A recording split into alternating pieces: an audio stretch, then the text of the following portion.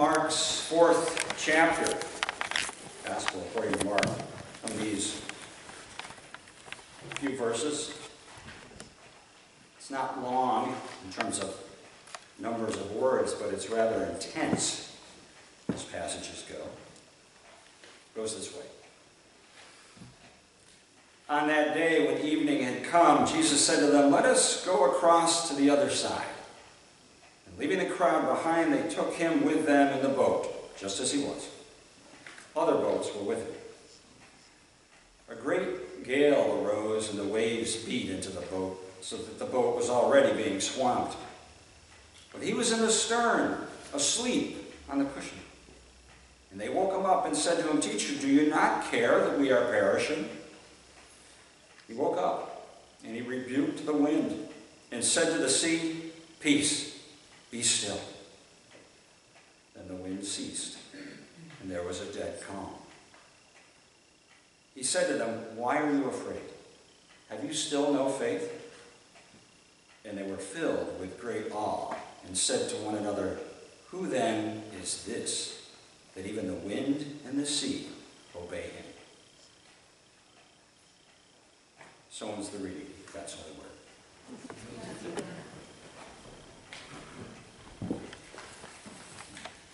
Let us pray. Gracious and illuminating God, we thank you for the words from sacred scripture, specifically from Mark's gospel, his account of the good news. We thank you for this story, for all of the intensity within it, even for the perplexing nature of the story in our scientific minds. Help us not to dismiss it, but to find within it the deepest meaning that you intend for our lives. We ask this in your holy name. Amen. Amen. But you have to believe me when I say that I had nothing to do with selecting this passage about sailing in today's gospel. That choice was probably made several years ago by unknown scholars who knows where, without any consultation from me or the VBS team. I had nothing to do with it. But since we are on the brink of Vacation Bible School, and summer is here, and sailing is one of my favorite pastimes, I'll just have to suffer through all of the sailing imagery, and I'm going to drag you with me. Now, one of the first commandments of sailing is to check the weather. I don't know if Jesus consulted weather.com or not. Maybe he figured he had it all under control. People often assume that ministers control the weather. I can't tell you how many times, particularly in the social hall, someone will pull me aside and hold me responsible for either too much rain or too little, extreme heat or cold, not enough wind or too much. I've gotten used to it kind of by now. And I haven't done this yet, but I'm tempted to insert a clause into my contract that indicates that among my pastoral responsibilities, weather is not one. Now, it's really quite possible that on that day when Jesus set out with the boys in the boat, the forecast looked good and things just plain got ugly real fast.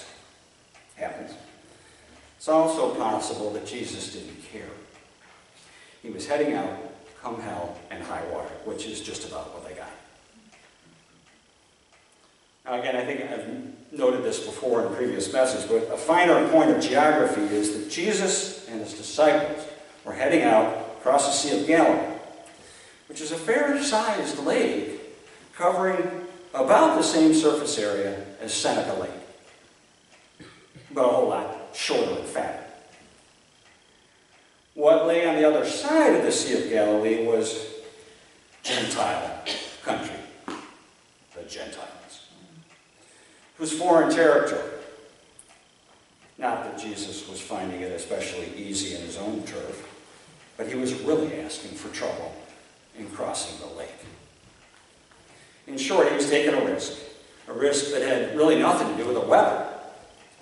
It had to do with a provocative, disturbing message about love and justice that he was toting along with him that was already stirring up trouble back home. So going across the lake was risky.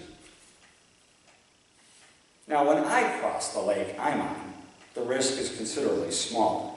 At the worst, when I cross the lake in my little sunfish, I might run into a few unruly folks from Yates County. There are probably one or two out there. And at best, I just might make my way to that newly reopened Robeson store in Vine Valley and find a candy bar or two. And I guess maybe I just haven't been controversial enough yet in my preaching to provoke an angry reception from the folks in Middlesex when I beach my sailboat there. On the other hand, for Jesus, one way or the other, he was likely to encounter a storm.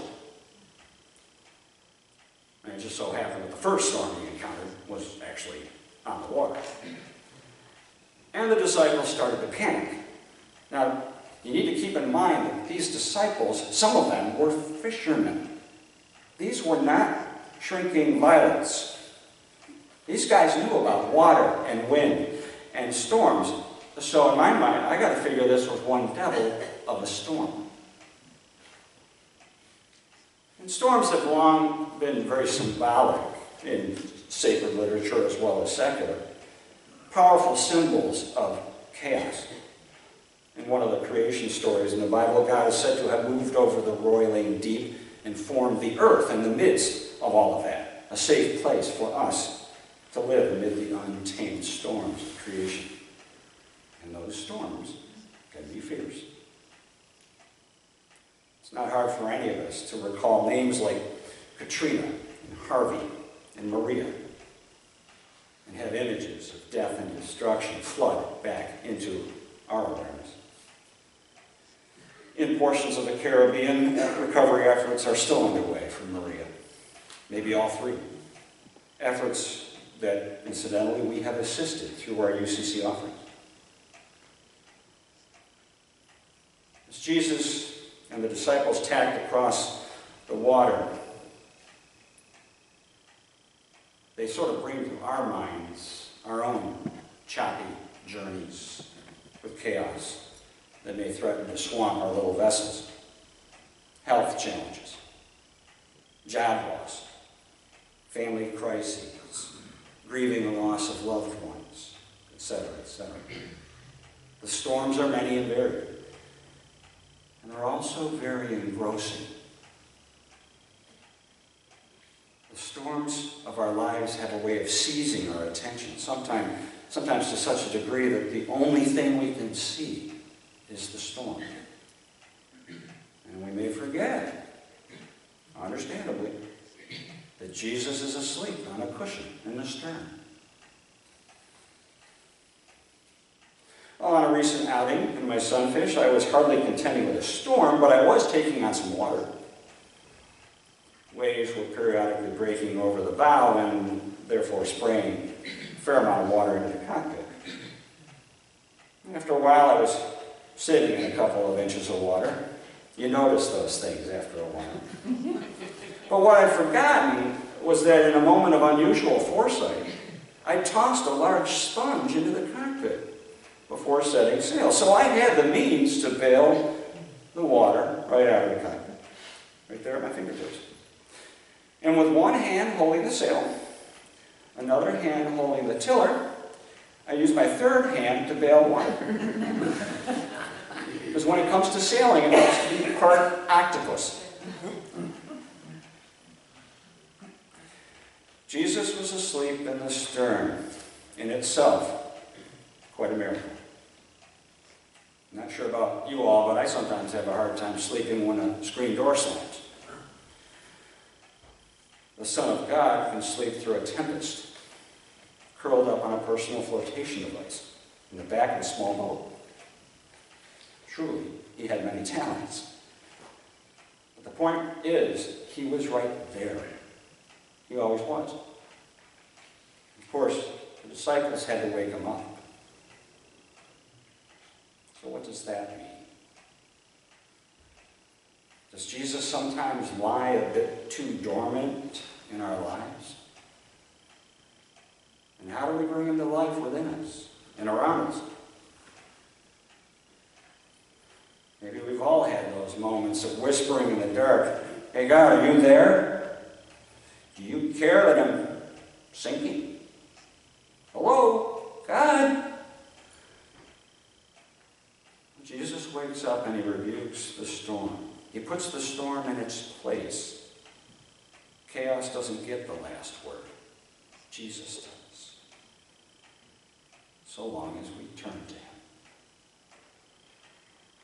And then Jesus turns to us and says, why are you afraid? Don't be afraid. One writer that I read recently reminded me that the gospel begins and ends with the words, essentially, be not afraid. The angels announce it to the shepherds regarding the coming Christ child. They proclaim, fear not. And when Jesus is just about to depart, his last words are essentially, fear not, I'm with you always, even to the end of the age. But sometimes we forget. Sometimes he's asleep in the recesses of our lives, and we may need to hunt around a bit to find him, to wake him up, to bring him front and center. Whether we're sailors or not, we all face storms in our lives and in the lives of others. Immigrant children separated from parents. Elected officials cut loose from their moral anchors. People adrift in fear, loneliness, or grief. All of which can be so blinding and distracting that we forget that Christ is right there in the back, waiting to be awakened. When storms do come, there's often no place to hide. I've looked to try to find a tree in the middle of Canandaigua Lake where I could pull in the middle of a storm, and I've yet to find one.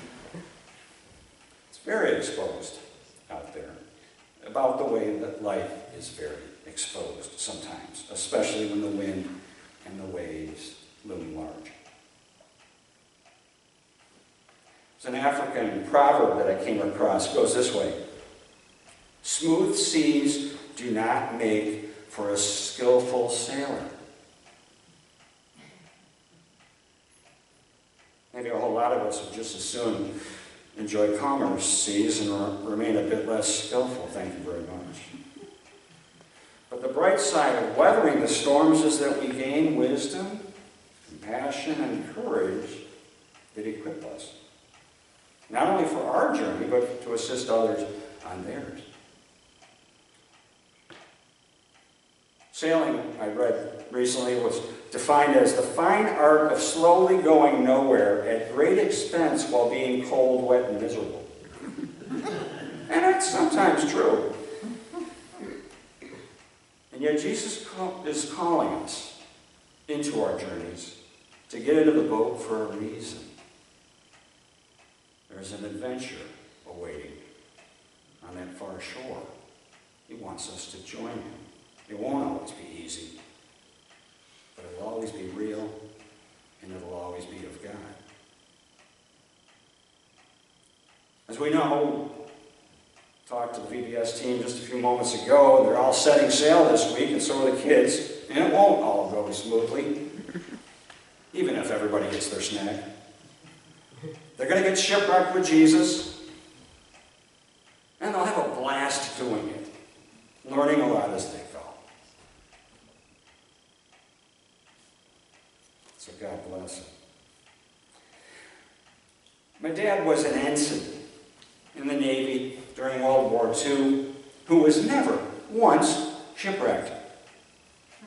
I guess I'm standing here. Maybe that's partial proof. However, he came close to getting shipwrecked right here on Canandaigua Lake when he ran into the stem post that comes up off the bow, the stem post of the sunken Analinda, right off the Canandaigua golf course. sometime afterward, buoys were installed, marker buoys to let folks know. I mean, it wasn't just my dad. There were probably a lot of people that did this. We learn from our collective mistakes, learning to chart a better course, maybe learning to mark the dangers. And hopefully we also learn to reach back into the stern and pull Jesus into our lives to guide us. Well, why not?